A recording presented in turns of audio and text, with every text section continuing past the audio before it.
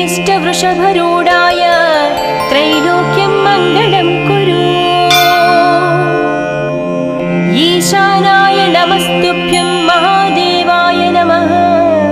त्र्यम्बकाय सदाशिवरूपाय त्रिनेत्रम् चिताभूविहरं नमो कामाग्निरुद्राय।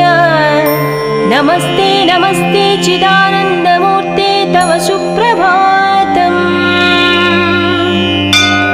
तव सुप्रभात वीरभद्राय चन्द्रशेखराय नमो नमः। विधि शिवशङ्कर